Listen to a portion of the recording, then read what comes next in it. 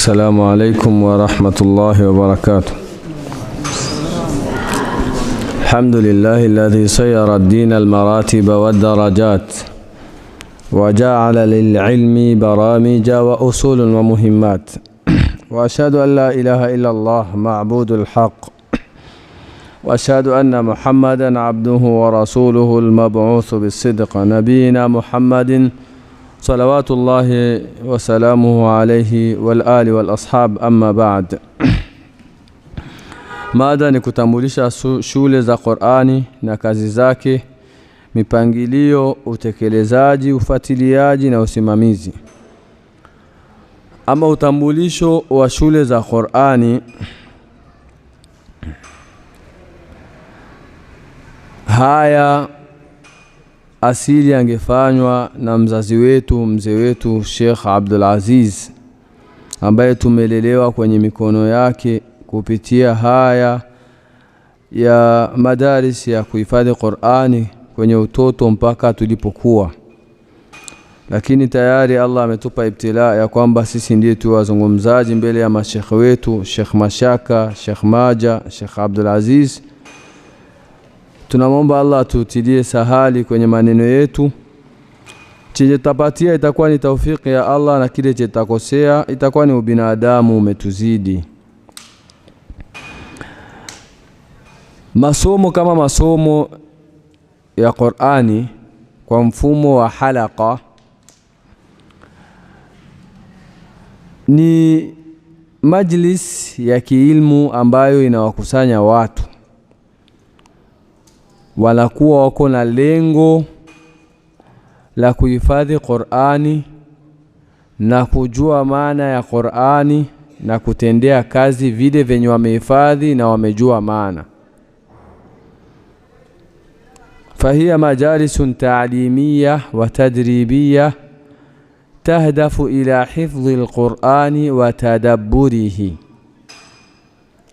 ni kikao cha kusomeshana na kufanyana tadrib. Tadrib ni kupeana training, entraînement ya gisi ya kutoa herufi. Lakini hicho kikao kinalenga kuhifadhi na kujua maana ya venye umehifadhi. Kwa maana hiyo ya kwamba haifaiwe ni halaka alafu mtoto anasoma makosa mnamwacha, tutamkosoa, atajikosoaga akikuwa mkubwa. Matokeo yake atakuwa amejaza virisi. Virisi haitatoka imeshakuwa na sample saifiki inatoka yote. Vita za majaji wanapambana kwenye hii nchi ni kwa sababu mtoto kwenye madrasa wanamwacha anaenda anasoma makosa, akimaliza ndo tutamkosoa, akimaliza ndo tutamkosoa. Akishamaliza sasa haiwezekani kumkosoa, wanaanza kumsaidia aende kwenye misabaka. Na kila akishindwa hao wenye walimwacha asome makosa wanasema ameibwa. Kwa hiyo halaka kama halaka inalenga hayo, kujitahidi kumuhifadhisha mtu Qur'ani na kumpa mazoezi ya kutoa herufu vilivyo na kujua maana ya vile venye anasema. Imam Al-Jazari anasema walaysa bainahu wa baina tarkihi illa riyadatu mri'in bifakihi. Hakuna baina ya mja na kuacha kusoma tajwidi isipokuwa mazoea ya ulimi wake. Na sisi tumepita kwenye hizo njia, tulishawaona wanafunzi wanatoa dadi nje ya mdomo. Dadi mwanafunzi anaitoa hapa. Fala tadribu anaipiga hapa. Sasa ukikao na muacha atajikosoaga akimaliza, itakuwa ni majanga. Ni vyema uwe na mtoto mwenye atasoma ahifadhi amekawia lakini anasoma vitu vizuri, kulikoni kuwa na mtoto mwenye amehifadhi mbio mbio alafu anasoma vitu vya hovyo. فتعتبر الحلقات مدرسة للأخلاق والقيم والمبادئ الإسلامية. حلقة zinahesabika kwamba ni masomo ya kwanza ya kumfundisha mtu tabia na kumnyoosha kwenye dini na kumuonesha vitu vya mwanzo katika dini yake ya Kiislamu. Kwa maana hiyo haipendezi mtu uwe na halaka ya Qur'ani alafu watoto wadiriki hata kipindi kimoja kwenye hiyo halaka. Yani watoto watakuja saa 10:20 watoke saa 11:30. Kama unawasomesha matari kwa swala we hayakuhusu. Inabidi uwe na halaka, fanya venye unafanya, lakini uwe na muda kamoja kenye lazima wasali mbele ya macho yako. Na hili pambana nalo, yani we ni maisha ya kawaida, hata kupiga unapiga, kukaripia unakaripia, na zawadi unatoa. Jili walimu wa halaka wako na matatizo. Ikifikia wakati wa kupiga wanafurahi sana, wakati wa zawadi ni wagumu sana. Mtoto analelewa na hivyo vitu vyote, apongezwe, akaripiwe, adabishwe na apewe zawadi. Hivi vinamsaidia anafika kwenye malengo yake. Kwa hiyo hizi akhlaq moja wake ni kuwaonesha watoto umuhimu wa kufanya ibada hapo mbele ya macho yako. Niligumu biensiri kwa sababu wazazi wengi hawajui muhimu wa masomo ya halaka ya Qur'ani, hawajui. Ndio maana mtoto yuko tayari aombe ruhusa ya kubaki anafua nyumbani siku ya kusoma halaka ya Qur'ani, lakini hayuko tayari kubaki anafua nyumbani siku ya kwenda kwa masomo ya kizungu. Wazazi huyo umuhimu hawajui. Lakini wao kutokujua umuhimu ya kuhusu wewe inabidi ufanye kile chenye ni wajibu kwako. Ni kiasi ya kutafuta pepo ndio yenye inatuleta hapa duniani. Sasa ukikaa unapambana hivi, mzazi ajipi umuhimu, acha na mimi ni hebe, unaweza ukamheba mtu mwenye atakufaa siku ya kiyama. Unakuwa umeheba kutafuta janna kwa sababu ya mtu mmoja. Kwa hiyo mmoja wake ni inahesabika kwamba baada ya kuwa kwamba ni kikao cha kusomeshana na kupeana mazoezi ambacho kinalenga kuhifadhi na kujua maana ya Qur'ani, inahesabika kwamba hicho kikao hicho ni kikao cha masomo ya kufundisha tabia na kukunyoosha na kukufundisha wewe mwanafunzi wa kiume na wa kike adabu taamul ma kitabillah, adabu za kutumika na kitabu cha Allah, wa ma'al muallim, na adabu za kutumika na mwalimu, wa ma'a zumalaika, na adabu za kutumika na warafiki zako. Na sikwambii mtu Sheikh, rafiki wa kuhalaka ya kuhifadhi Qur'ani, mkiwa na muamala mzuri mtoto anafikaga na kuwa ndugu automatically. Anakuwa ndugu automatically. Jisirkwisi itakuwa ni moja moja. Utapata kama musabaka kainje, utamtumia na yeye aende kidogo. Akipata riziki anakuja nyumbani anatoa shukrani kidogo. Ni kaundugu kenye kamefungwa fulani. Lakini je, halaka zetu kwenye hizi nchi ziko hivyo? Kama Burundi penye ukimwambia mtu halaka direct anafika anajua uterere. Yaani ukimwambia bana naenda kwa halaka, yeye anafika anajua ni Kiswahili halaka. Yaani Burundi watu wengi wanajuaga halaka ni Kiswahili halaka tu. Yaani ukimwambia bana naenda kwa halaka, yani unatumikaga pale, anakuuliza maana yake uterere. Sio halaka kuvaza Qur'ani. Yaani Kiswahili halaka kwao ndo halaka Burundi. Wakati hilo ni tofauti. Halaka ni kikao cha kuhifadhisha Qur'ani ambacho watu wanasomeshana na wanapeana mazoezi ya kutoa herufu vizuri, na pia wanafundishana maana ya kile chenye wanasoma, kinacholenga tabia njema, kuongozana, kufundishana vyanzo vizuri vya Uislamu, kupeana adabu ya gisi mtu atajishika na maneno ya Allah, gisi mtu atajishika mbele ya mwalimu, gisi mtu ataishi na wanafunzi wenzake vizuri. Wa hiya majalisu tatanazzalu fiha arrahamat wa tahtafuha almalaika wa yudhkaru fiha ismullahi ta'ala, ni vikao ambavyo rehma zinateremka kwa wingi, malaika wanavifunika na mbawa zao, na wanataja wanafunzi jina la Allah mara kwa mara. Walimu wetu wametusomesha kwenye halaka za tahfidhul Qur'an Masjid Nabawi, walikuwa wanatupa risala ya kwamba utapokuja kufanya tasmii kesho kama tadhkiri, jitahidi utawaze, alafu uje kama umekuja i'tikaf kwa ule muda wote wenye tutakuwa tumeikaa tuko tunafanya tasmii. Yani ibada inaingia ndani ya ibada nyingine na neema za Allah zinazidi kuminikia. Matokeo yake leo mtu anaweza akaenda kwenye halaka hakuswaki, miguu michafu. Hata wakati mwingine kama leo nimekuwa niko na halaka inaanza saa 12 asubuhi hapo. Wanafunzi wengi nimewauliza umesali alfajiri? Hakusalisha. Yani walimuamsha saa 11 kama na sekanti wakamfukuza. Anakuja wanamuona iko na tongo nyingi ya kuswaki na akuswali. Na mwingine anapitiliza anafika anakuja saa 2. Jamaa ndio hawa hapa wamejaa hapa. Yani niko nawaambia wao wanajua kama mimi huwa siogopi kuambia ukweli. Mwingine anakuja saa 2 hakusali na hata kanzu haikunyoosha. Kana kwamba ni message yenye mzazi anatuambia hayo masomo yenu sio muhimu sana kujitamu na mtoto aje vizuri. Na hilo ni kosa lenye wazazi wanafanya. Inabidi umsikilizishe mtoto kwamba hapo penye unaenda inabidi uende huko propre, uende huko na muonekano mzuri, ndio atajua maana ya chenye anaenda kufanya. Lakini kama wewe unamfukuza na kumsukumia huko, hatojua maana. Kote nyingine sehemu ya hizo halaka kuna watu huwa walaziwia watu wasifanye halaka.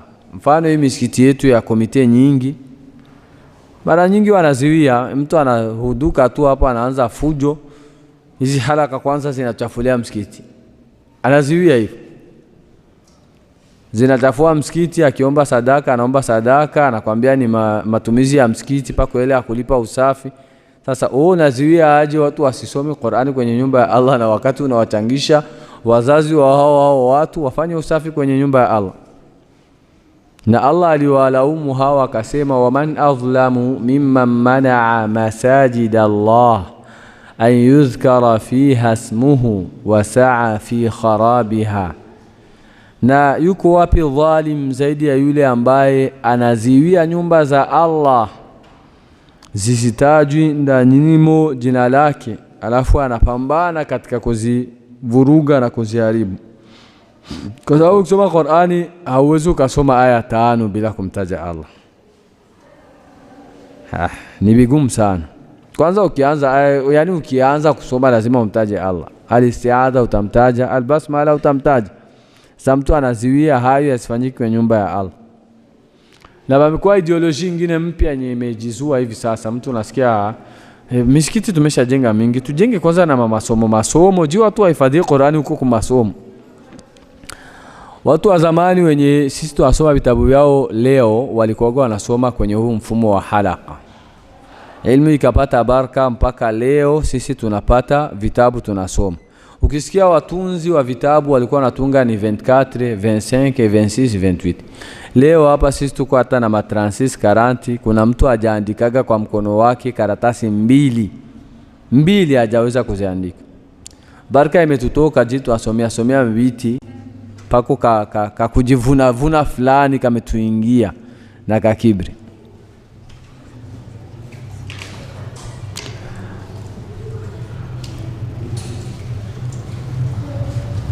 Pointi ya pili ni kazi za halaka. Kazi za halaka ni nyingi, tutasema ndogo ambazo zinajikariri mara kwa mara. Ya kwanza ni himayatul ajyal min al-inhiraf, ni kuchunga generation isipindi.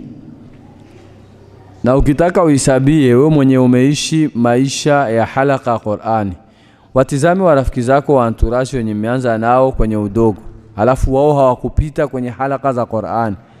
Maneno yao midomo yao iko na matusi mengi, shari ni kitu cha kawaida kwao, na hata wengine hivi ni walevi,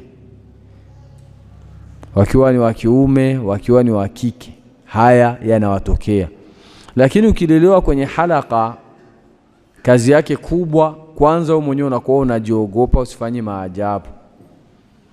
Titre tu ya yenyewe inakufanya ujisikie uoga kufanya maajabu. Yaani unaweza shetani anaweza kukupendezesha ufanye, lakini mimi si ni hafidh. Wewe mwenyewe unajiambia mimi si ni hafidhul Qur'an, natafanya hata niviache. Kwa hiyo kazi yake kubwa ya kwanza ni hiyo, himayatul ajyal min al-inhiraf, kulinda generation zisipindi. Kuna hata wakati mwingine kiingia mjini PlayStation zinakuwa zinawashinda wapeti nguvu, wanaamua acha tu tukacheze, lakini wao wenyewe wanaenda kucheza alafu wanaikaa, anakosa amani, anaikaa anatazama nani mwamepita, kuna mtu ameniona, bila hata kukatazwa. Kwa sababu gani? Tayari anaishi maisha ya halaka. Katika kazi yake nyingine, binaul umma ala hadi al-Qur'an, ni kujenga umma wende kwenye muongozo wa Qur'an. Fakana khuluqu nabiyyu hadhihi al-umma al-Qur'an, tume wa umma huyu sallallahu alayhi wasallam, tabia zake zote ilikuwa ni Qur'an. Na Qur'an ni kitabu cha kufundisha tabia.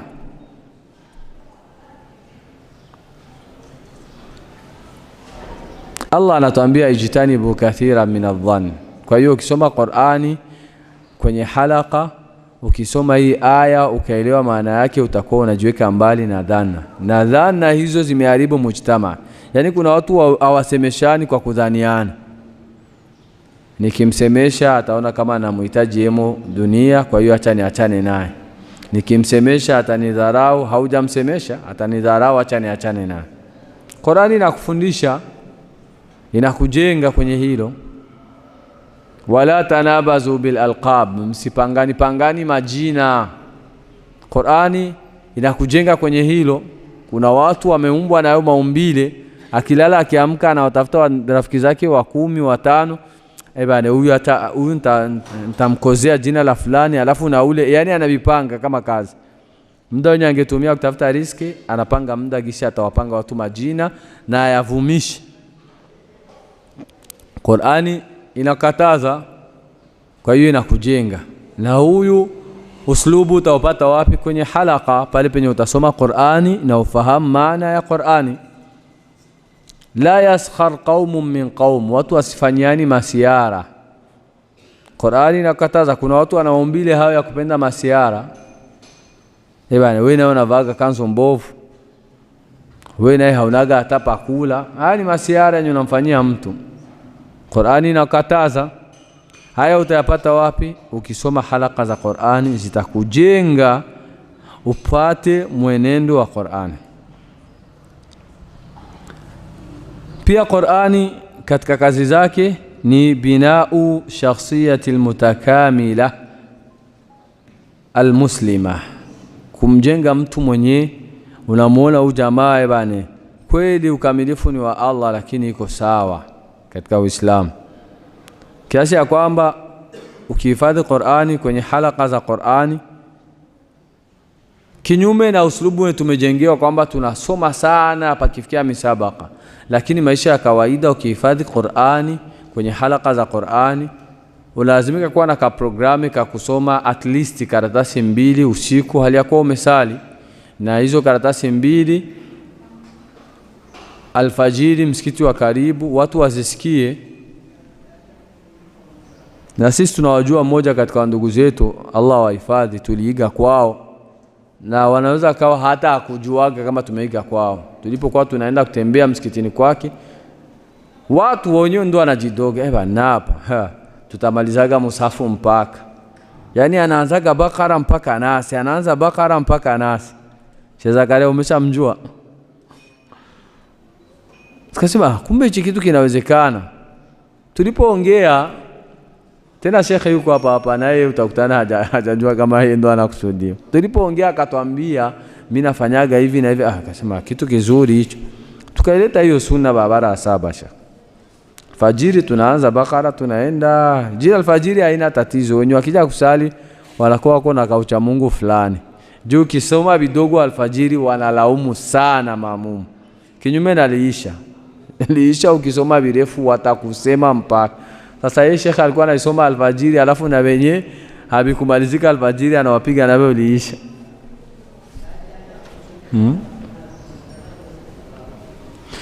Kwa hiyo hii inakuwa ni vizuri kwa sababu utakuwa una ulazima wa kujua kama mimi nitaamkia alfajiri msikitini nitasalisha. Na unakuwa na muda wa kupanga vile utaenda kusalisha. Hivi hautavipata kama sio kwenye halaka ya Qur'ani. Hata ukichukua fursa ya kusema hivi najua kuna watu wengi wako na huyo ujuaji, najua herufi acha nijisomeshe. Utasoma vitu vya hovyo sana. Utasoma vitu vya hovyo sana. Mimi nimesikia mtu anasoma an yusala anasoma an yursala. Yusala anasoma yursala. Nini amejisomesha she? Miongoni mwa kazi za halaka za Qur'ani ni ta'limi al-adab. Kusomesha adabu. Halaka za Qur'ani zinasomesha adabu. Ni maajabu mwalimu wa Qur'ani unakubali watoto wafike kwenye halaka waikae hawakusalimiana. Yaani wako wafaa kosa la jinaisha. Watoto inabidi wakifika kwenye halaka wasalimiane.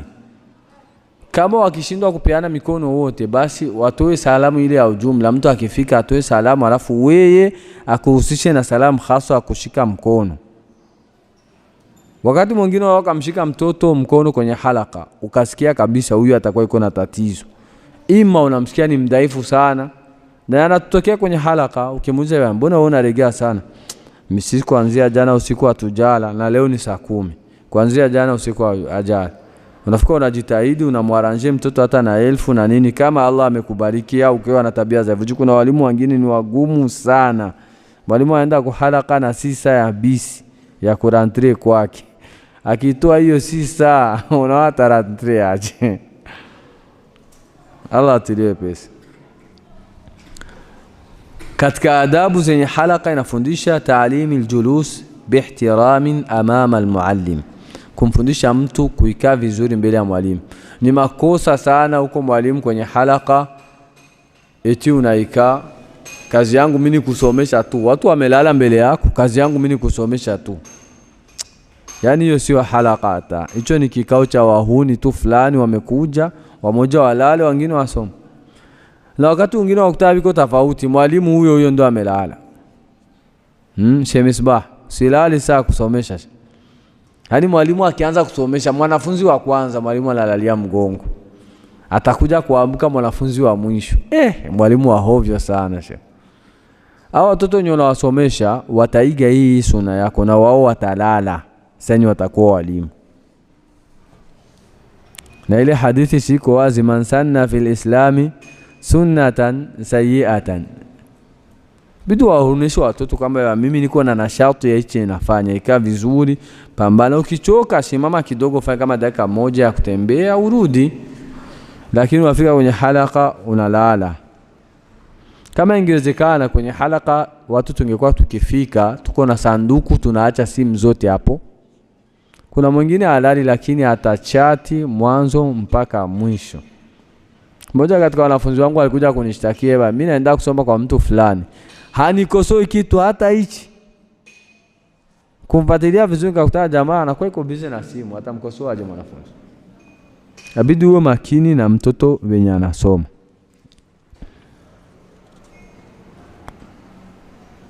Katika adabu zenye ni kazi ya halaka kusomesha ni kumsomesha adamu muaradati almuallim wa intiqadihi.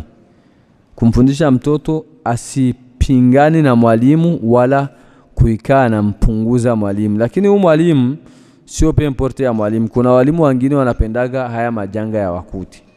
Haujaelimika vizuri, haujapata taskia kwa mtu kwamba hivi sasa unafaa kuwa mwalimu, umeenda kusomesha kwa herufi zenye umesomaga kwa masomo ya huko ibtidaia. Unakuja kumsomesha mtoto ametoka kwa halaka ya Sheikh Majaliwa. Sheikh amemshaddid kila kitu, ametia uzito. Yaani mimi nataka percentage kwa uchache, qafu itoke na 60%. wewe unasomaga zako kafu ya 2%. Unajua kafu ya 2% ni kafu yenye inafanana na kafu. Waqala al-maliku. Mwanafunzi anakuambia la, sio waqala, ni waqa. Waqa. Mwalimu na wanafunzi walipigana kisa herufi moja, kafu. Kwa hiyo halaka katika kazi zake ni kumuonesha mwanafunzi kwamba usibishani na mwalimu wala usimuoneshe kama hafai. Lakini mwalimu inabidi awe mwalimu mwenye iko na conditions zimeshiba. Sio mwalimu wa debriez-vous. Mwalimu wa debriez-vous atakutana na majanga. Yaani mwanafunzi anaweza akavumilia mpaka mwisho akashindwa kuvumilia akaanza kupambana naye. Katika kazi za halaka ni kumsomesha mtoto adamu ta'khir wal ghiyab. Asiwe anachelewa kwenye maisha wala asiwe anashinda fasi yenye patamfaa. Muoneshe mtoto kwamba saa 1:30 ndo halaka itaanza. Wewe utafika saa 1:15. Ikifika na 6 utaadabishwa kwa kuchelewa. Hivi vitu vitamsaidia huyu mwanafunzi. Baadaye mwisho wa siku atakuwa mkubwa, atafanya kazi. Ataajiriwa kwa mtu. Kazi hiyo kwa huyo mtu inaanza saa 1:05. Ameshaka zoea mimi nimekuwa naenda kwa halaka saa 1 top. Kuna wanafunzi alhamdulillah kimwambia saa 1:15 anajijia saa 1 top. Anakuja saa 12:40. Huyu atakuwa ameshavuka. Lakini ule mwanafunzi mwenye mimi almuhimu tu afike. Mwanafunzi wao na mwalimu anafika saa 1 top, yeye anafika saa 2:30. Alafu bahati mbaya anakuja hakuhifadhi kitu hata anaanza kuhifadhi hapo saa 2:30, wewe kuja saa 1 top. Anahifadhi mpaka saa 3:30. Unakuwa umeua moja katika malengo ya kazi za halaka, ambayo ni kulinda kuchelewa kwa mwanafunzi na kushinda kwake. Hii ni jukumu lako wewe mwalimu, upambane nalo. Miongoni mwa kazi za halaka ni at-tarbiyah, malezi.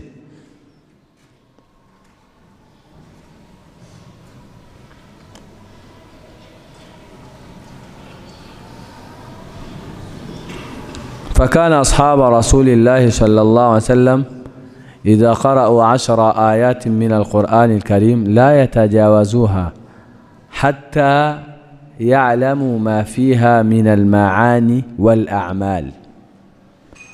وصحابة الله waridhie sahaba wa Mtume Muhammad sallallahu alaihi wasallam walikuwa wakisoma aya 10 hawazivuki mpaka wajue wenye biko ndani ya hizo aya katika matendo na maana ya venye wamesoma.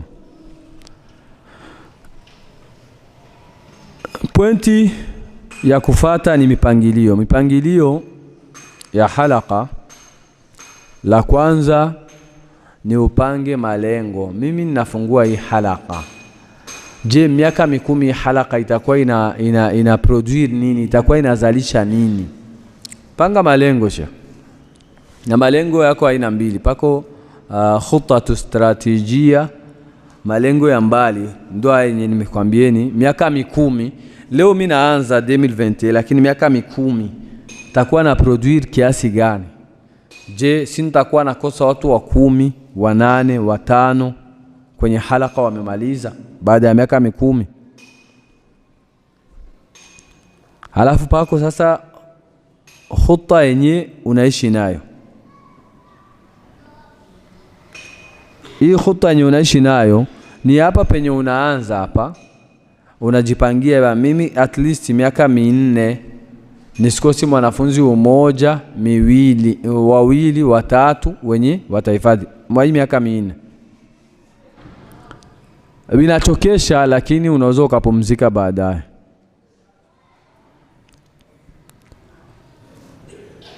Ukishapanga malengo, unapanga sasa programe. Alafu unachagua mipangilio hiyo, unachagua nafasi munasib. Sio kila nafasi panafaa kuwa halaka. Nyumba bibi mmoja amejitolea sadaka, nyumba yote inavuja. Yaani pakipiga mvua hamsomi. Au nyumba iko pembeni ya jirani ametia kabare, alafu bafle zote zimegeukia kwenye hiyo nyumba. Kabare kianza saa 10 mko kwenye halaka hamsikilizani. Hii sio nafasi ya halaka. Tafuta makan munasib, nafasi yenye inanasibiana na halaka, pako upole, utulivu, watu wanaweza wakasoma. Kupitia hili utakutana halaka nyingi za Burundi hazifai kuwa halaka. Yani kama ingekuwa ni swala la gouvernement ndio inachunguza hapa panafaa kuwa halaka, hapa hapafai kuwa halaka, Burundi pangekuwa halaka ndogo sana sana. Kuna halaka ziko fasi pako desordre, fujo. Na kikubwa zaidi halaka inafaa iwe hata sehemu yenye hata watoto wakitoka kusema waanze kuonana na bishawishi, wao wameshatembea muda wa kutosha. Sio mtu anatoka msikitini na bishawishi hapo hapo. Tena hapa ni mji wenye unahesabika ni mji wa Waislamu, lakini hao Waislamu ndio hivyo. Dunia imeshawapeleka. Akijenga kanyumba kake kapya anatia PlayStation. Kwa hiyo mtoto anaomba ruhusa kwenda chooni anaenda ku PlayStation. Nafasi inakuwa inasibiana na halaka. Ni kupambana tu jili tuende, lakini nafasi inasibiana na halaka. Katika mipangilio ikhtiyari al-adad wifqa al-ahdaf, kuchagua idadi sawa na malengo. Mimi malengo yangu miaka 10 niwe nimesha produce watu 100. Sasa hivi nataka watu 100 miaka 10. Leo nafaa nianze na watu wangapi? Je, nitaanza na hao wa 100 au 120? Kawaida ya halaka inaanza leo na sio ndio gisi itaisha. Kule mwishoni kuna watu, kama ukianza na 125 leo, mwishoni utabakia na watu 30 mwenye umeanza, alafu uko na wengine wenye wanaenezea hii nombre wapya au mkwanzaga na. Lakini hao 30 unasikia miaka 10 watakoga wameshamaliza. Na mwao wapya kuna wenye Allah atawapa taufiki na wenye watamaliza, watakutana nao. Kwa hiyo chagua idadi. Katika mipangilio ni istimali al-maharat fi ta'lim, kutumia experience tofauti wakati wa kusomesha. Usikubali uwe na mfumo mmoja. Mimi nitamsomesha arudilia, akishindwa nitampiga. Ndio hizi halaka nyingi zimejengeka. Sheikh, msomeshe mtoto, ukiona kama jumla ya ina maneno 6 linamshinda, mkatie yawe mawili. Alafu kimaliza ukiona kama hii ama mawili ameyaweza, mwambie arudilie mara nyingi. Aya atakusaidia wewe kutokuchoka saa kusikiliza ile darasa. Lakini saa yenye hauna mifumo ya kumsomesha mtoto, hauna mifumo ya kumsaidia hifadhi, ukimpiga unakuwa unamuonea. Naona wamenipa dakika 5 za kubaki. Allah atilie usalama na afya.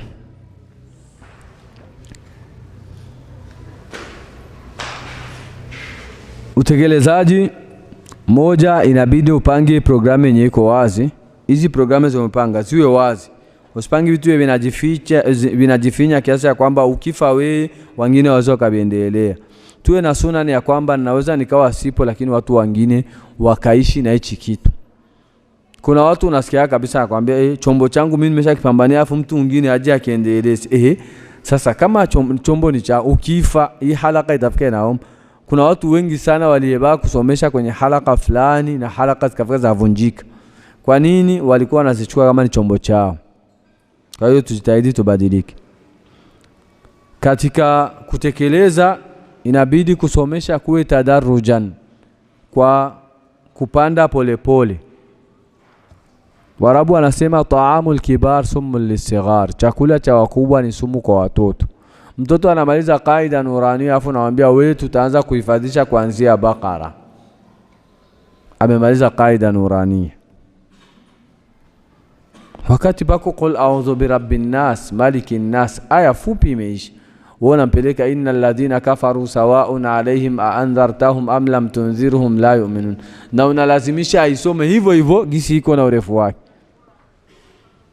Chakula cha wakubwa ni sumu kwa watoto. Na katika utekelezaji walimu wanakosea pale penye mtoto anaanza kuhifadhi eti ataanzia ama ateremke. Anza hivi kula a'udhu bin nas apande. Akifika ama akamaliza ama, mteremshe sasa kwa muraja.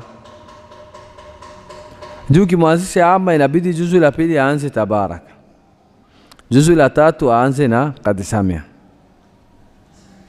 Kuna nafasi atapata uzito, lakini nenda naye unapanda naye polepole.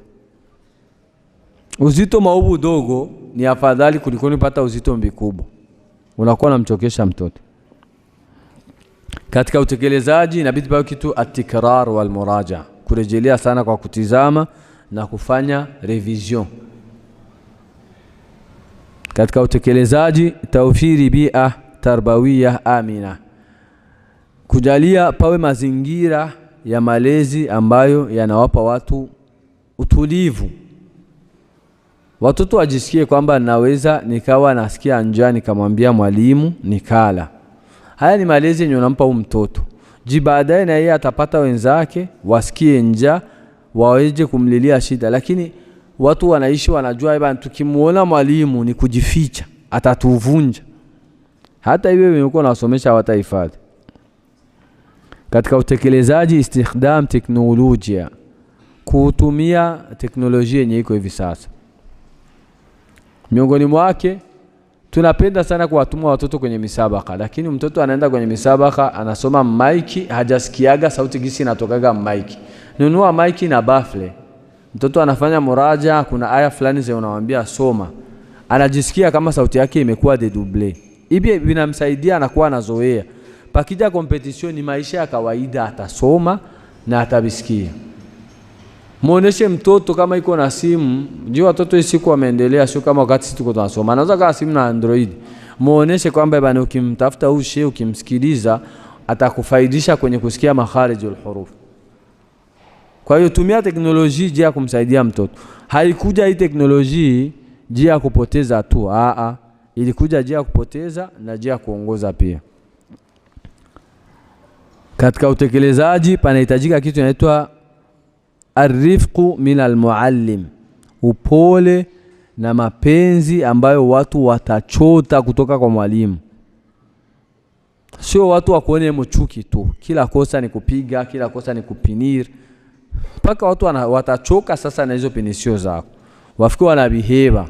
Watu wengi sana wenye wamebaa Qur'ani kwa sababu ya mwalimu alikuwa ni mbaya, aliadhibu sana akashindwa kuchukua vitu vingine. Pako pointi mbili zenye muda unaishia eko ni ufuatiliaji na usimamizi. Usimamizi na ufuatiliaji ni vitu vyenye vinakubaliana.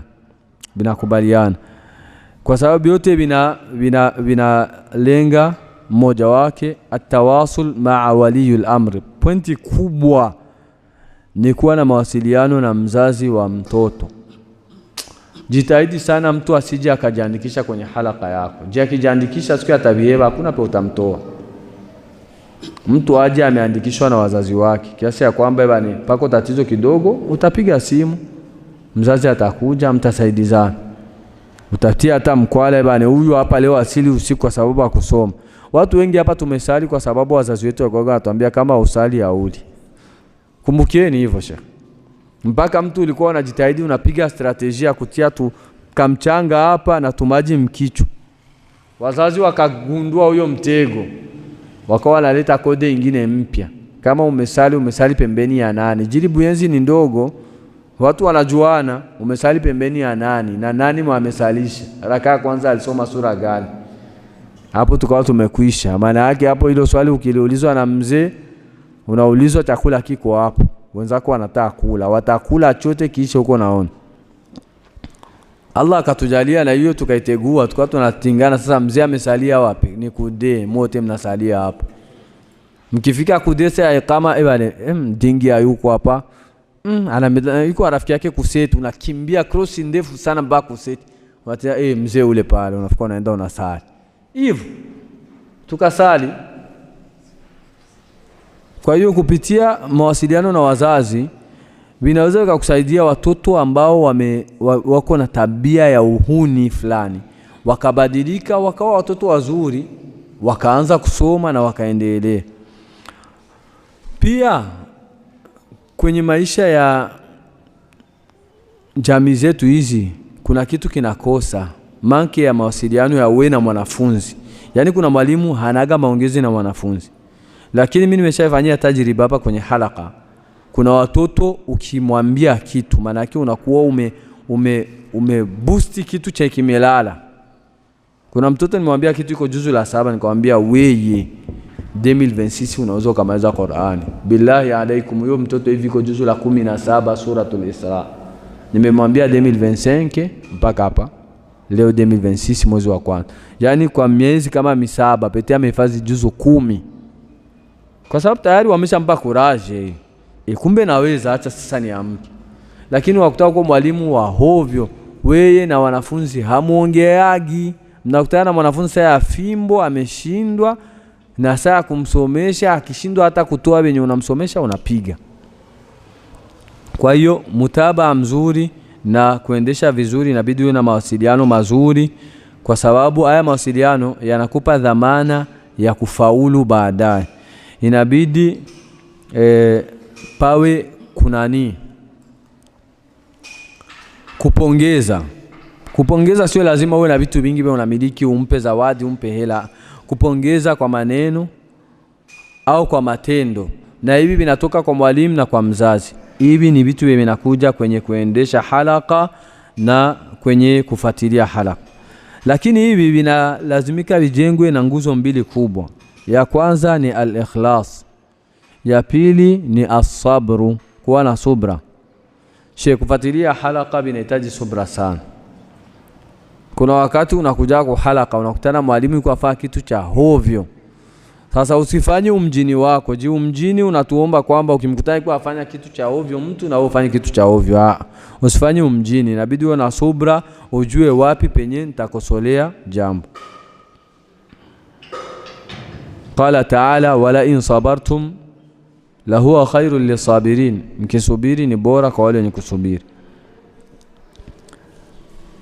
Katika kufuatilia na kuendesha panalazimika pawe kitu kinaitwa al-ibtiad anil ghulu, kujiweka mbali na kuvuka mipaka. Yani kuna mtu anafuatilia halaka walimu wanakosa amani, ama anaendesha halaka walimu wanakosa amani. Yeye anataka mwezi akija, mwezi kesho akija watu wote wamehifadhi juzu 3. Kama wakuhifadhi juzu 3 mbele hapo wanafunzi, unaona mwe msomeshaji mnakuja kupiga historia, huyu mtu unamvunja nguvu. Inabidi usizidishe. Unaweza kukaripia lakini tafuta wapi penye nitakaripia. Kwa hiyo inabidi bikuombe uwe na experience jili halaka ende vizuri.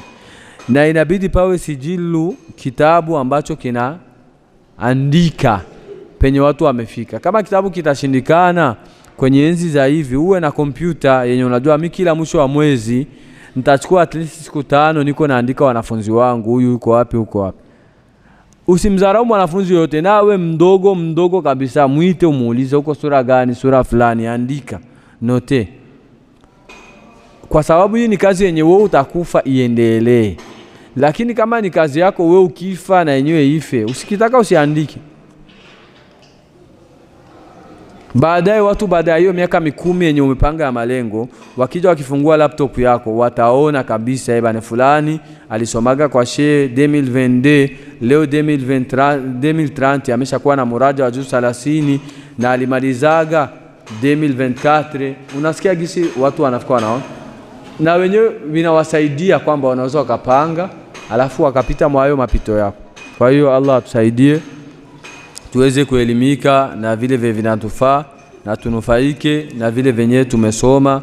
Subhanaka rabbil izzati amma yasifun wa salamun ala al-mursalin walhamdulillahi rabbil alamin. Wassalamu alaykum wa rahmatullahi wa barakatuh.